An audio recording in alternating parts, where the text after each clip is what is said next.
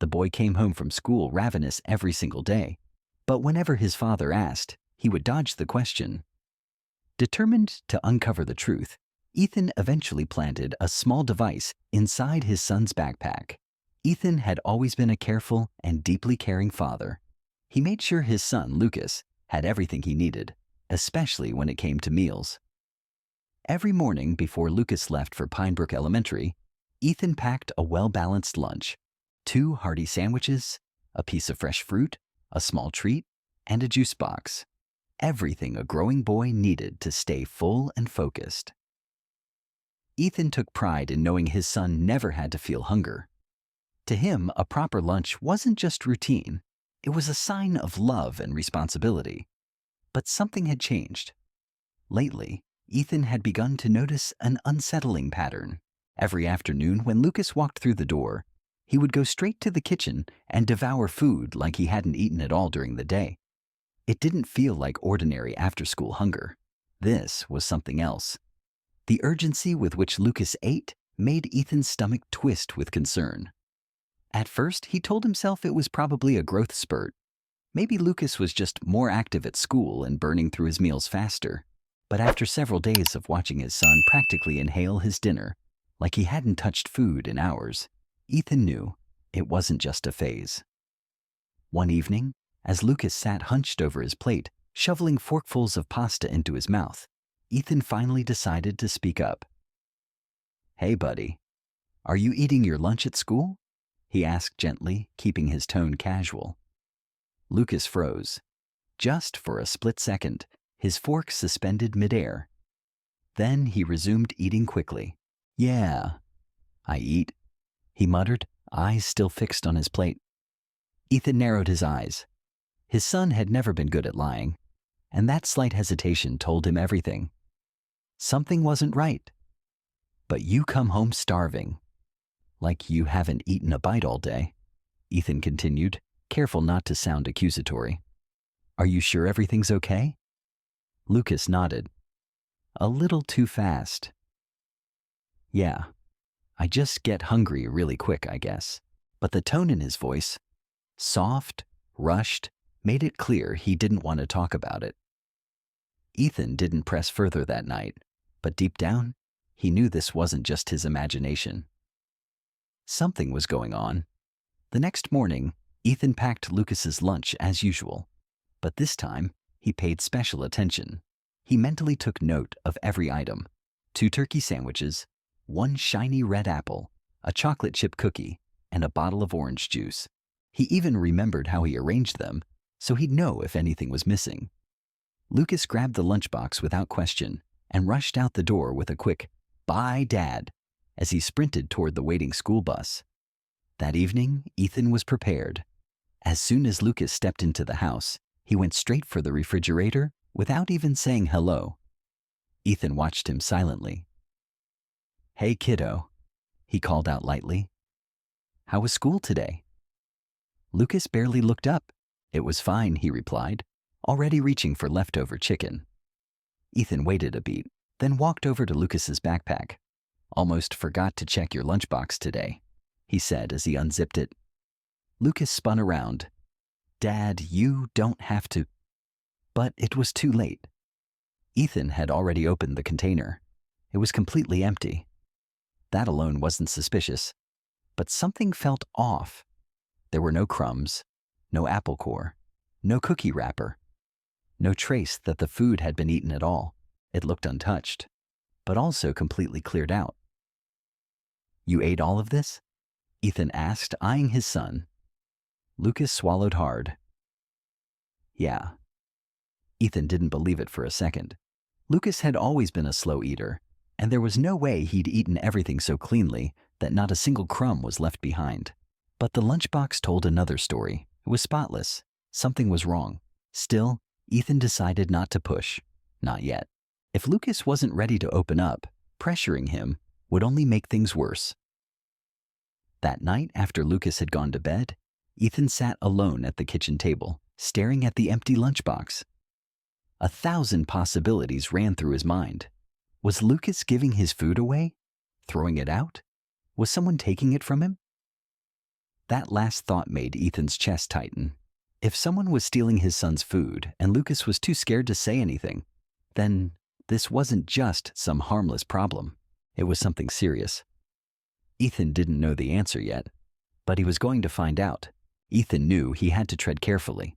If something serious was going on, the last thing he wanted was to scare Lucas into shutting down completely.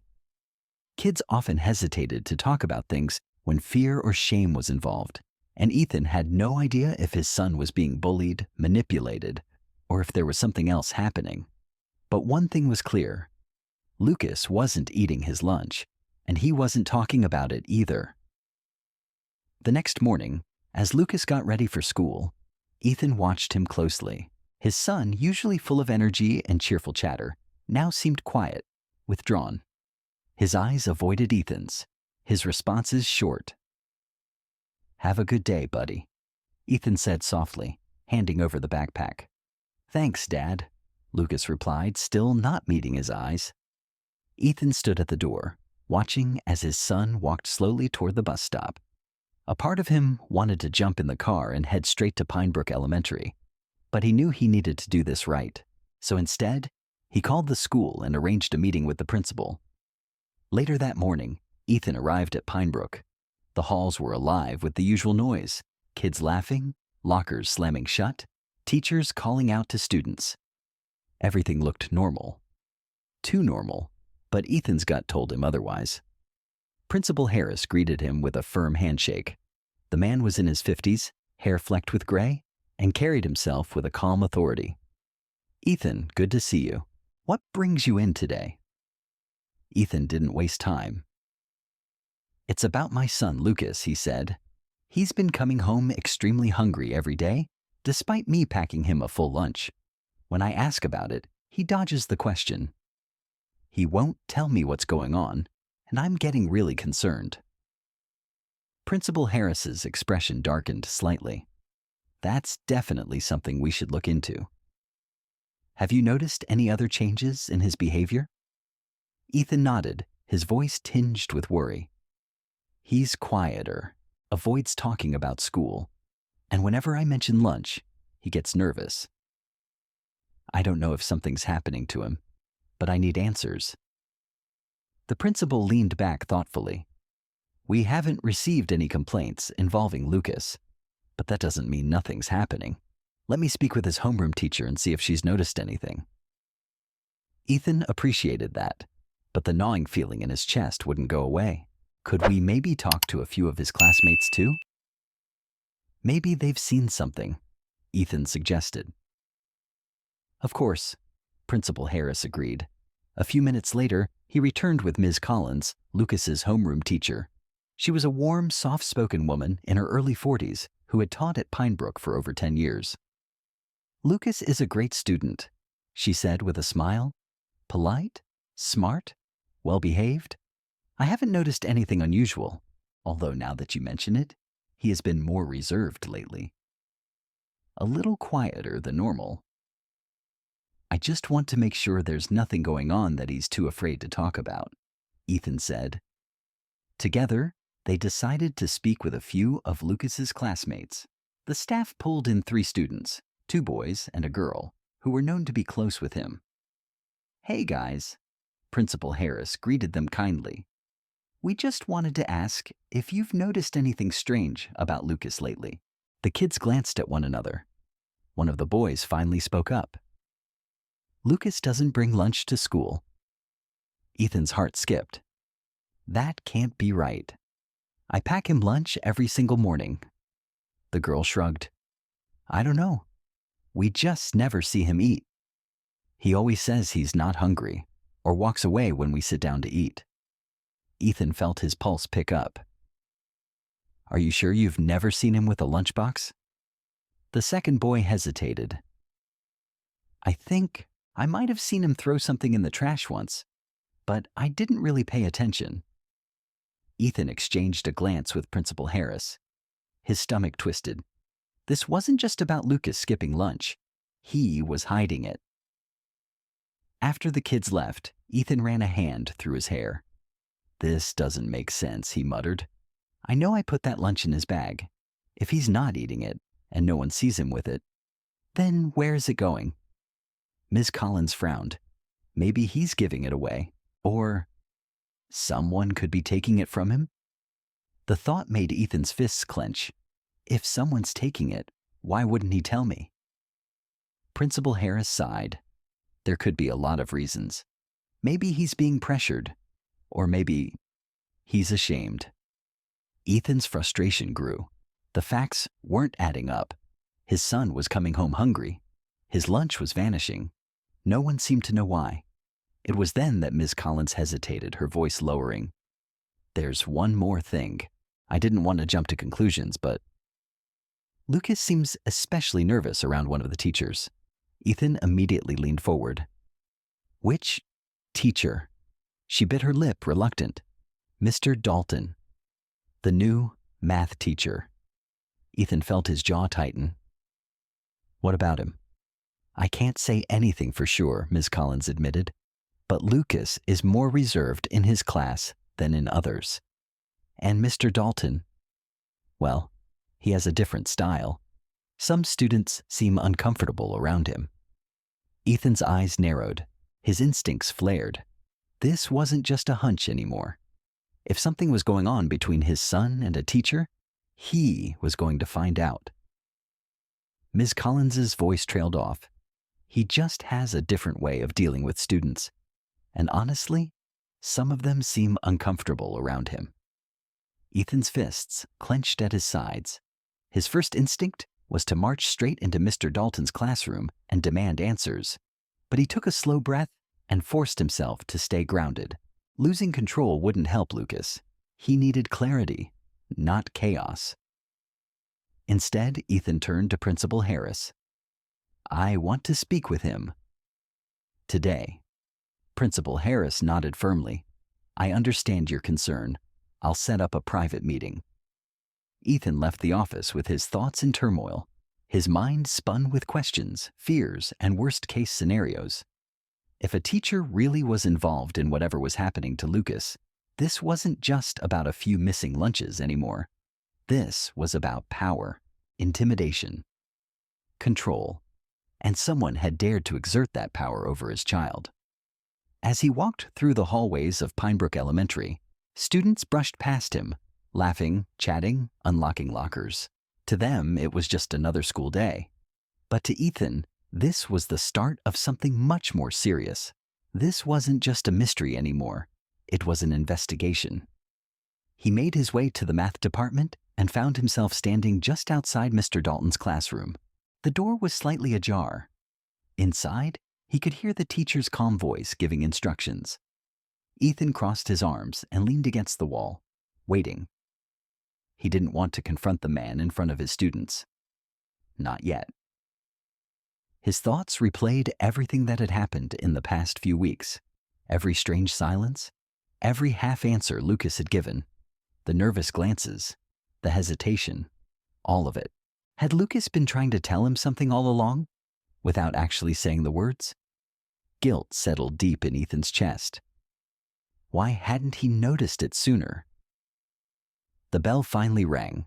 A wave of students poured out into the hallway, buzzing with chatter.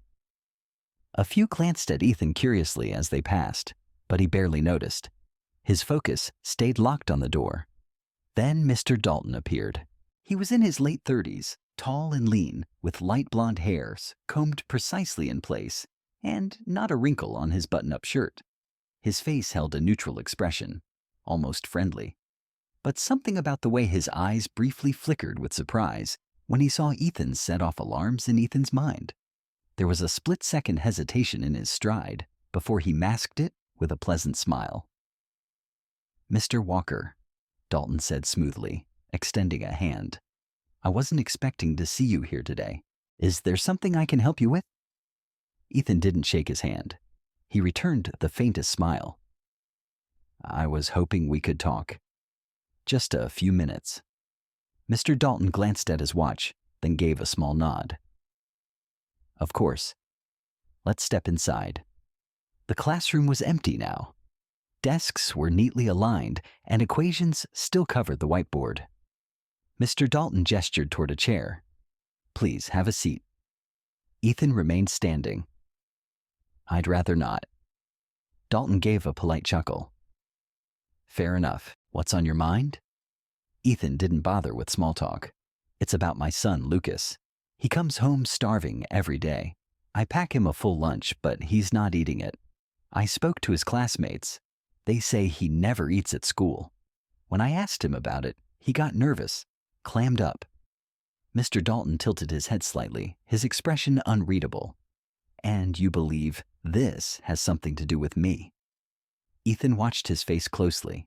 No flicker of guilt, no wide-eyed surprise, just measured calm, maybe even mild amusement. That only made Ethan more suspicious. His homeroom teacher mentioned he seems particularly tense around you, Ethan said, not breaking eye contact. There was the faintest shift in Dalton's posture. Subtle. His fingers interlaced in front of him as he nodded, as if considering the words. I'm sorry to hear that, Dalton said with practiced smoothness. I always strive to make my classroom a comfortable place for all students. Ethan didn't like the way he said it. Too controlled, too polished. It sounded like a line he'd used before. He pressed further. So, you haven't noticed anything unusual about Lucas? No change in behavior? Mr. Dalton gave a small, calculated smile. Not that I can recall. He's quiet, respectful, hands in his assignments, never causes any disruption. If he's anxious, I haven't picked up on it. Ethan's jaw tightened. It was the way he spoke. Every sentence carefully weighed, every word perfectly placed. He wasn't reacting like an innocent man. He wasn't confused. He wasn't concerned. He was composed. Too composed. And Ethan wasn't buying it. Ethan walked out of the classroom, the door shutting quietly behind him, but the conversation he'd just had with Mr. Dalton kept echoing in his head. The man had been unnervingly calm, unbothered even. Every sentence had felt prepared, like he'd rehearsed them in front of a mirror. There wasn't an ounce of genuine concern in his voice, no curiosity about what Lucas might be going through. It was as if he was trying too hard to appear innocent. Ethan wasn't buying it. He didn't have solid proof yet, but every instinct in his body screamed that Mr. Dalton was involved. Maybe not directly, but in some way he was tied to the reason his son was skipping meals and hiding the truth. Ethan stood in the hallway for a moment longer, heart pounding, then turned on his heel and made his way back toward the principal's office. This time he wasn't there to express concerns. He was done being polite. He wanted answers and action. When Ethan stepped into Principal Harris's office again, the man looked up, surprised to see him so soon. Mr. Walker, he said, setting aside the folder he'd been reviewing. Everything all right? Ethan didn't sit. He stood, fists at his sides, jaw clenched tight. I just finished speaking with Mr. Dalton, he said, his tone clipped. It didn't go well. Principal Harris folded his hands slowly, a hint of caution entering his expression. What happened? He was too composed, Ethan said. Too perfect. Every answer was smooth and practiced, and when I mentioned Lucas's missing lunches, there was no shock, no concern, nothing, just deflection. The principal exhaled, leaning back in his chair. I understand this is difficult, but we have to be careful not to jump to conclusions. Ethan's voice hardened. Then, help me understand this. My son comes home hungry every day. His classmates say he never eats. He's terrified when I ask him about it. His teacher says he seems nervous around Mr. Dalton. And when I confronted Dalton, all I got were hollow words and prepackaged phrases. How much more do I need before someone finally admits there's a problem? Principal Harris rubbed his chin, clearly weighing his words. I don't take your concerns lightly, Ethan. But as of now, we don't have any concrete evidence. Without it, I can't take formal action against a member of my staff. Ethan blinked in disbelief. So, what are you saying? That Lucas just has to keep going hungry? That I have to stand by while this continues?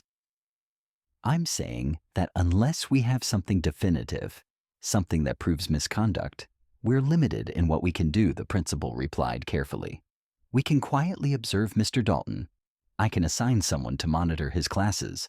But if I confront him without reason, he could file a complaint, maybe even a lawsuit. That puts the entire school at risk. Ethan shook his head, anger rising in his chest. You're worried about legal risks? I'm worried about my son being manipulated or worse. I'm not dismissing this, Principal Harris said, but I'm asking you to understand that procedure matters. If Mr. Dalton is doing something inappropriate, we need to handle it the right way. Otherwise, we risk giving him an out. Ethan leaned in slightly, his voice low and cold. So unless I walk in here with a recording or a confession, you're telling me there's nothing you can do? The principal met his gaze evenly. I'm saying that without clear evidence, my hands are tied, but I'll do everything within my power to support you in finding out what's going on. Ethan stood in silence for a few moments, the tension in the room thick. Finally, he stepped back toward the door. Before leaving, he turned to face Principal Harris one last time. If the school won't act, he said, his voice unwavering, then I will. Principal Harris nodded solemnly. Mr. Walker, I understand that you're upset, but please, don't do anything impulsive. Let's try to work together on this. But Ethan didn't reply. He walked out, head down, jaw tight, his mind already forming a plan. If no one else was going to protect his son, he would. The drive home was a blur. The world outside the windshield passed by in flashes of color and movement, but Ethan barely noticed. He was lost in thought, replaying everything in his head. The lies, the quiet fear in Lucas's voice, the smooth dismissiveness of Mr. Dalton. The more he thought about it, the more his frustration hardened into something else. Resolve. He couldn't afford to sit back anymore. He had tried the right channels. He had gone to the school, spoken to the teachers, given them the benefit of the doubt. But now it was time to get proof. By the time Ethan pulled into the driveway, the plan had taken shape in his mind. It was risky, but it was the only way. Lucas wasn't talking, and the school was bound by policies. That left one option: find evidence himself. That night, after Lucas went to bed, Ethan sat alone in the kitchen, scrolling through his laptop. He researched quietly but thoroughly. Ways to discreetly monitor what was happening in a school environment, methods that wouldn't break trust or laws, tools that could help him see the truth without putting Lucas in danger. It didn't take long to find what he needed. A small voice recorder, about the size of a thumb drive with hours of recording capacity and a sensitive microphone. It was small enough to slip into a backpack unnoticed. Simple, undetectable, effective. He ordered one immediately, paid extra for overnight delivery. The next morning, as the sun crept over the rooftops of Willow Creek, Ethan was already awake. He moved through the quiet house with purpose. In just a few hours, he would begin gathering the evidence the school said they needed. But for Ethan, this wasn't about protocols or policy anymore. It was about protecting his son, and he wouldn't stop until he knew the truth. Ethan sat alone in the quiet kitchen that night, long after Lucas had gone to bed. His coffee had gone cold, untouched, and the glow from the laptop screen reflected the weight behind his tired eyes. The school might have been limited by policies and red tape, but he wasn't. He had one advantage they didn't. He could act without restrictions. After hours of research, careful reading, and quiet reflection, Ethan had finally landed on the one plan he believed could uncover the truth. He needed undeniable proof, something no staff member could dismiss. Confronting Mr. Dalton hadn't worked, and Principal Harris had made it painfully clear. Without evidence, there would be no action, so he would get the evidence himself. The next morning, Ethan was up before the sun. The quiet hum of the refrigerator was the only sound in the kitchen as he sat at the table, staring at the small device in front of him. It was about the size of a thumb drive, sleek, black, and almost invisible if tucked into the right place. A discreet voice recorder. It wasn't much, but it might be exactly what he needed. He tested it the night before to make sure the audio was clean. It had more than enough battery to last through the school day and could pick up voices from several feet away. That morning, as Lucas came downstairs rubbing the sleep from his eyes, Ethan greeted him with his usual warm smile. "Morning, champ," he said, keeping his tone light. "Everything ready for school?" Lucas nodded sleepily. "Yeah." Ethan moved through the routine exactly as he always did, packing the same lunch, making sure the juice box, sandwich, fruit, and snack were all placed neatly inside the container. But just before he zipped up the bag, he carefully slid the recording device into the front pocket. It rested just under the zipper, hidden, quiet, waiting. Lucas grabbed his backpack without hesitation and slung it over his shoulder. "See you after school, Dad?" he said, heading for the door. "Have a great day, buddy," Ethan called out, ruffling his son's hair as he passed. As the door closed, Ethan exhaled slowly. His heart was pounding. Now all he could do was wait. The day dragged. At work, Ethan found it nearly impossible to focus. His mind kept wandering, obsessively checking the time, wondering what the device might be recording. His fingers itched to call the school, to rush over and pull Lucas out early. But he forced himself to be patient. He needed a full day's worth of audio, enough to catch whatever was happening in context, without raising any red flags. By mid-afternoon, he couldn't take it anymore. Ethan left the office early and drove straight home, parking just as the school bus rounded the corner. He watched from the window as Lucas stepped off, his expression unreadable. No signs of stress, no clues. "Hey, buddy," Ethan said casually as Lucas walked through the front door. "How was school?" Lucas shrugged. "Same as always." He moved toward the kitchen, already rummaging for a snack, as if nothing unusual had happened. Ethan watched him carefully, studying every small movement. Lucas looked normal, and yet that normalcy only made things more confusing. Was he hiding something? When Lucas finally went upstairs, Ethan moved quickly. He retrieved the backpack, unzipped the front pocket, and pulled out the recorder with steady hands. He carried it into his office, shut the door quietly behind him, and plugged it into his laptop. The audio file loaded immediately. He clicked play. The recording started with the expected sounds: morning chatter, lockers slamming, kids joking with each other. He fast-forwarded through most of it, listening for anything out of the ordinary. Then came lunch. The sound of a zipper, Lucas's backpack, then a voice. Calm, low, not his son's. "Give it to me." Ethan froze. The voice was unmistakable. "Mr. Dalton?" There was a pause, then the faint rustling of something being pulled from the backpack. Lucas's lunchbox. Ethan's stomach turned. There was silence for a few seconds, and then the voice again, this time quieter, but with unmistakable authority. "You know the rules." Ethan's chest tightened. His jaw clenched so hard it hurt. Lucas's voice came next, barely a whisper. Can I at least keep the apple?" Another pause, then the sound of something being placed back in the bag. "Eat it quickly, and don't tell anyone." Ethan sat there stunned. His pulse thundered in his ears. He couldn't breathe, couldn't think. The rest of the recording went on, but he didn't hear it. He didn't need to. He had heard enough. Mr. Dalton had been taking his son's food. This wasn't a case of bullying by another student. It wasn't a misunderstanding. It was clear, deliberate, and worst of all, systematic. The voice didn't carry anger or aggression. It was calm, methodical, like someone who had done this before. Ethan pressed pause, his fingers trembling. This wasn't just about food anymore. It was about power, control, manipulation.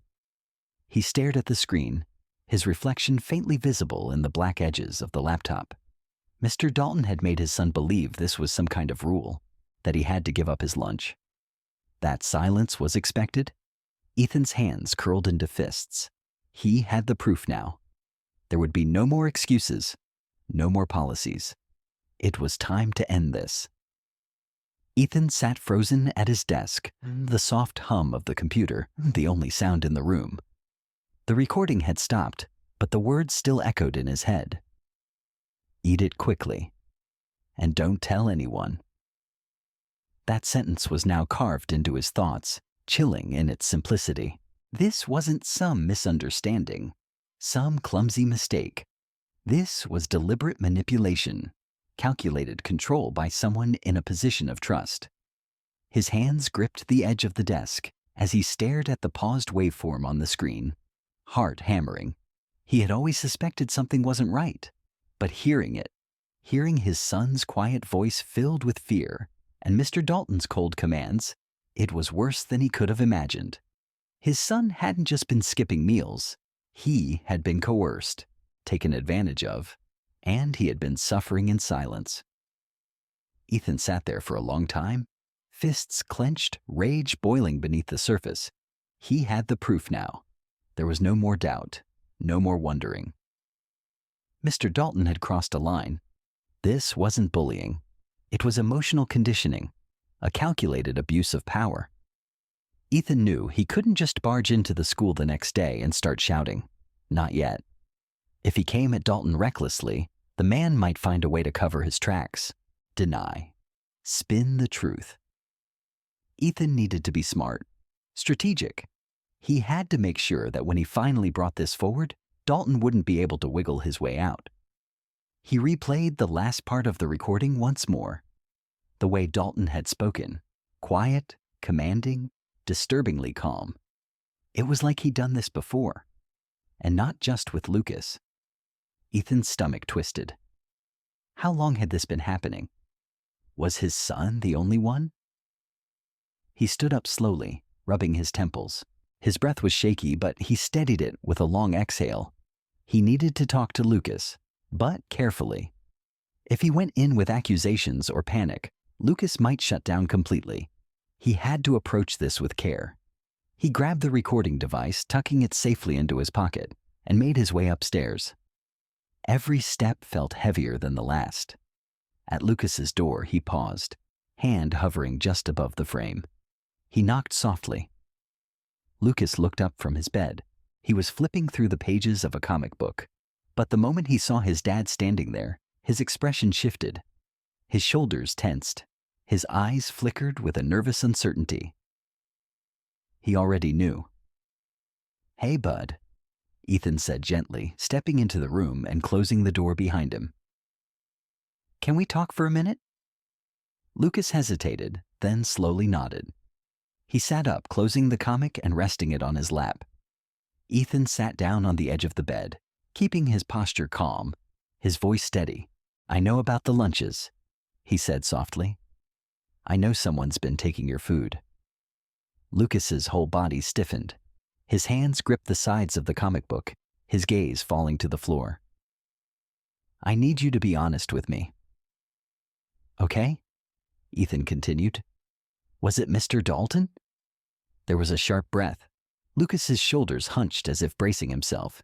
He squeezed his eyes shut for a moment, then gave a small, almost imperceptible nod. Ethan's heart dropped.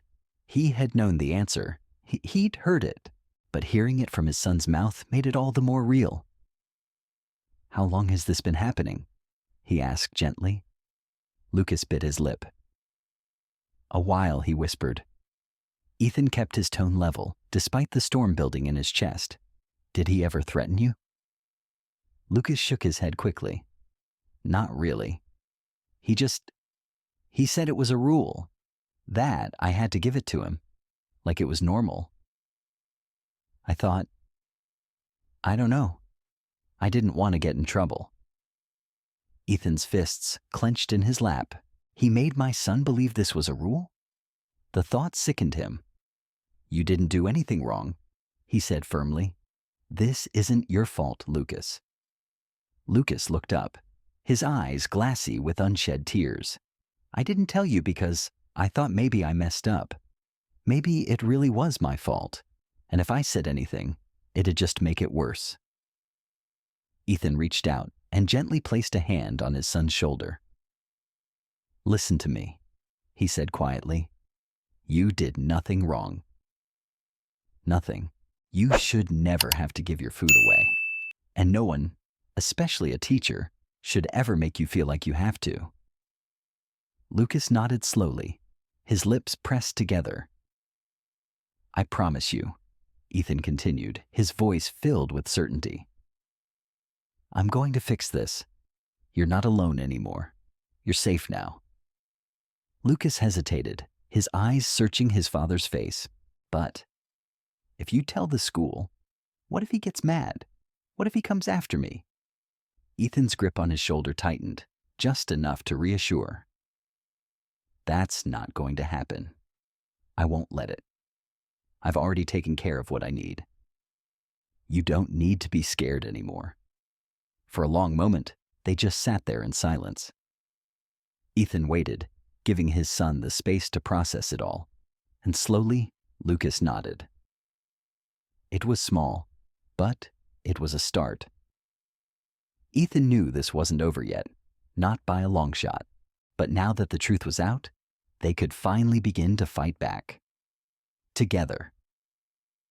Ethan gave his son's hair a gentle ruffle, offering one last reassuring smile before quietly rising from the edge of the bed. I need to take care of something, he said calmly. But I want you to know, you don't have to worry about this anymore, okay? Lucas nodded, though a flicker of unease still lingered in his eyes. He was trying to believe it, and Ethan knew it would take time. But right now, he had a job to do. As soon as the bedroom door closed behind him, Ethan's expression hardened, his jaw clenched, his hands curled into tight fists. The weight of what he'd uncovered, what Lucas had been enduring, burned hot in his chest. This was never just about lunch. This was about power, about control. Mr. Dalton had turned his authority into a weapon, and his son had suffered because of it. Alone, afraid, silenced, but not anymore. Ethan pulled out his phone, scrolling through his contacts until he found the number for Pinebrook Elementary. His thumb hovered over the call button for a moment. Then, with a steady breath, he pressed it. He wasn't going to wait around for the school to take initiative. He was going to make sure this ended. The next morning, Ethan sat in his car just outside the school building. His knuckles were white from how tightly he was gripping the steering wheel. He had barely slept, his mind cycling through the same loop of anger, sorrow, and focus. He'd listened to the recording again and again. Every word Mr. Dalton had spoken cut deeper. The commanding tone, the casual control, the way he'd stripped Lucas of his voice without ever raising his own. It made Ethan sick. He took a slow breath, trying to calm the storm inside him. He couldn't afford to explode. He needed to be calculated, sharp. If he wanted Mr. Dalton to face consequences, real ones, he had to play this smart. Not just for himself, for Lucas. Stepping out of the car, Ethan felt a wave of icy resolve wash over him. This wasn't just a school visit. It was a mission, and he wouldn't leave until it was done. Inside, the school hallways were bustling with life. Students chatting at their lockers, teachers moving between classrooms, the usual hum of a normal day. But beneath the surface, Ethan saw it all differently now. Somewhere in this building, a man who had preyed on his son was going about his day like nothing had happened, but not for long. Ethan reached the front office and stepped up to the receptionist's desk. Good morning, Mr. Walker. She greeted with a pleasant smile. Are you here to see Principal Harris? Yes, Ethan replied firmly. It's urgent. Her expression shifted, sensing the seriousness in his tone. She picked up the phone, spoke briefly, then gestured toward the door leading to the principal's office. He's expecting you. Ethan didn't wait. He stepped inside to find Principal Harris seated behind his desk. The man's expression was unreadable, but serious. Mr. Walker, he greeted. Come in. Ethan didn't sit. He walked straight to the desk and placed the small recording device down in front of him. I have proof, Ethan said, voice low but steady. Listen to it. Principal Harris looked down at the device, hesitating for only a second before plugging in his earbuds. He clicked play. Ethan watched him carefully. At first, the principal's face remained neutral, but as the recording played, his jaw began to tighten. His eyes narrowed, and then it happened. The moment Mr. Dalton's voice said, "Eat it quickly, and don't tell anyone." Principal Harris's eyes closed. He exhaled deeply, slowly pulling the earbuds out. "This is unacceptable," he said quietly, his voice tense. "You're damn right it is," Ethan snapped. "My son has been suffering under that man's control for weeks. And when I came to you, you told me you couldn't do anything without proof. Well, here it is. What are you going to do about it?" Principal Harris straightened in his seat, his face now set with conviction. "I'm going to handle this. Immediately. Mr. Dalton will be called in for a formal meeting. Disciplinary action will follow. But, Ethan, I need you to understand. There are procedures I have to follow."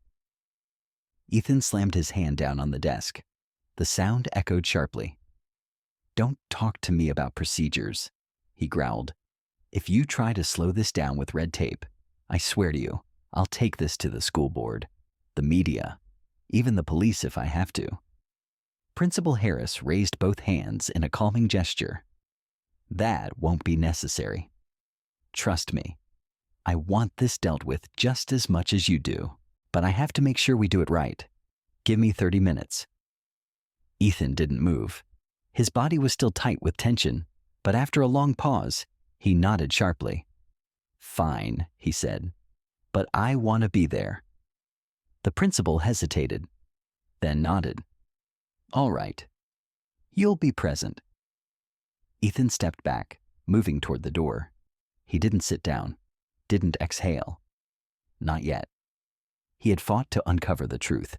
Now he was going to watch justice unfold, and he wouldn't rest until Mr. E. Dalton had answered for every moment of fear he had caused his son. "All right. You'll be present," Principal Harris said with a firm nod. Ethan left the office, but didn't go far. He stood just outside, arms folded tightly across his chest, every muscle in his body tense with anticipation. Students moved past him, some throwing curious glances his way, but he didn't see them. He didn't hear the voices. He didn't feel the buzz of the hallway. His focus was locked on one thing: seeing Mr. E. Dalton finally faced the consequences of what he had done. After what felt like an eternity, the door to the teacher's lounge opened. Mr. Dalton emerged, dressed in his usual sharp attire. Tie straight, shirt crisp, every detail in place. His expression was calm, composed, until his eyes landed on Ethan. For the briefest moment, something flickered across his face. Surprise, unease, fear. Good, Ethan thought. You should be scared. Mr. Dalton stepped inside the office. Ethan followed close behind, his presence like a shadow. Principal Harris was already seated, his hands clasped tightly in front of him. He gestured for both men to take a seat, but Ethan remained standing, eyes locked on Dalton like a hawk. The teacher gave a polite smile. "What's this about, Principal Harris?" The principal didn't waste time. "Mr. Dalton, a serious accusation has been made against you, and we have a recording. I'd like you to listen to it before you respond." For the first time, Ethan saw Dalton's composure falter. His fingers twitched slightly as he accepted the recording device and earbuds. He placed them in his ears, pressed play. Ethan watched him carefully. At first, Dalton's expression remained unreadable, but then his jaw began to tighten. His eyes narrowed ever so slightly, calculating. He knew. He'd been caught. When the audio ended, Dalton slowly removed the earbuds and placed them on the desk. His face was carefully composed, but the mask was cracking. "This is being taken out of context," he said smoothly. Ethan felt the heat rise in his chest. "Out of context?" he growled, stepping forward. "You took my son's lunch. You made him believe it was some rule. You manipulated him into silence." Dalton held up his hands. Let's all stay calm. Don't you dare, Ethan snapped, his voice sharp, trembling with rage. You've been stealing from children. How many others? How long have you been doing this? Dalton opened his mouth, but no words came out. He was cornered, and he knew it. Principal Harris leaned forward, his tone cold and firm. Mr. Dalton, Pinebrook Elementary has zero tolerance for abuse of power or inappropriate conduct toward students.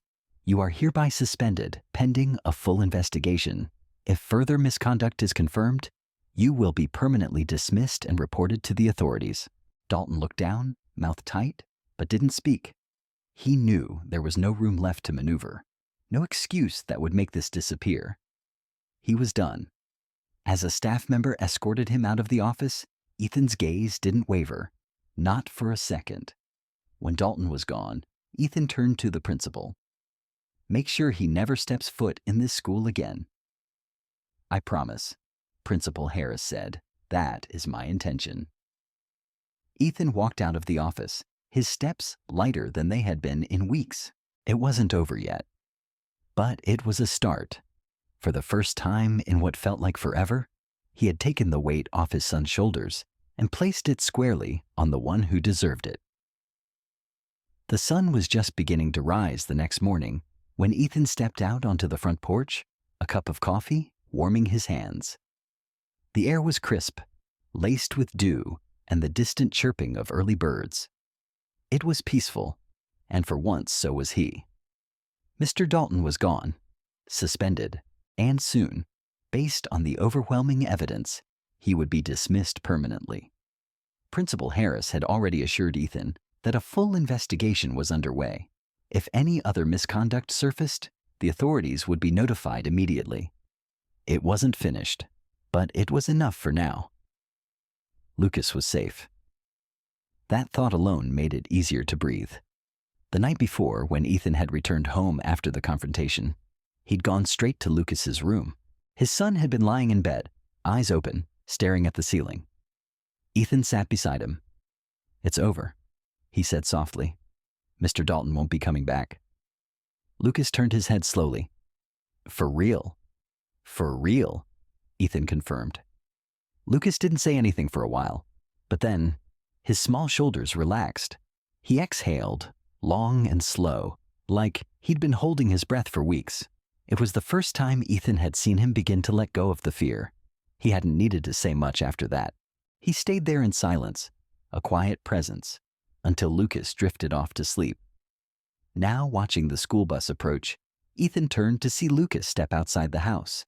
His backpack slung over one shoulder, the boy paused on the porch steps. Are you sure it's okay? He asked softly. Ethan crouched down to meet his eyes. It's okay, buddy, he said with a warm, steady voice. You don't have to be afraid anymore. Lucas gave a small nod, though there was still a faint trace of caution in his eyes. That would take time, but he was trying. Ethan handed him his lunchbox, this time packed with extra care. You have food. No one's going to take it from you. And if anything ever happens again, you tell me. No matter what. Lucas held the lunchbox close, nodded again, and turned to walk toward the bus. As he climbed aboard, he glanced back through the window, and for the first time in weeks, there was no fear in his eyes. Ethan stood there watching until the bus disappeared down the street, a quiet sense of peace wrapping around him. He had done what needed to be done. Now it was time to help his son heal. Lucas swallowed hard and nodded. Okay. Ethan stood at the edge of the driveway, watching as his son climbed onto the school bus and made his way to a window seat. The engine rumbled to life, and as the vehicle pulled away, Lucas glanced back. For the first time in weeks, there was no fear in his eyes. Ethan let out a long, steady breath and ran a hand through his hair. He knew healing wouldn't happen overnight. Lucas had spent days, weeks, feeling powerless, cornered, and confused. That kind of experience left behind scars no one could see, but at least now, he wasn't facing it alone. And they had time to rebuild trust. Time to remind Lucas that he was safe now.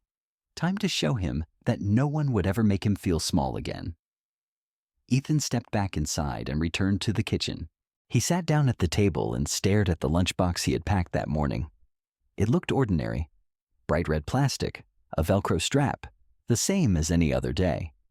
But it didn't feel ordinary anymore. He had always thought of packing lunch as a simple act, a parental routine. Just one of those small things you do without thinking. But now it meant something more. It meant safety. It meant love. It meant no one gets to take away what belongs to his child. His phone buzzed on the table. A new message. It was from Principal Harris. Ethan, I just wanted to let you know that Mr. Dalton officially resigned this morning. He won't be coming back. We're also implementing stricter staff oversight to make sure nothing like this ever happens again.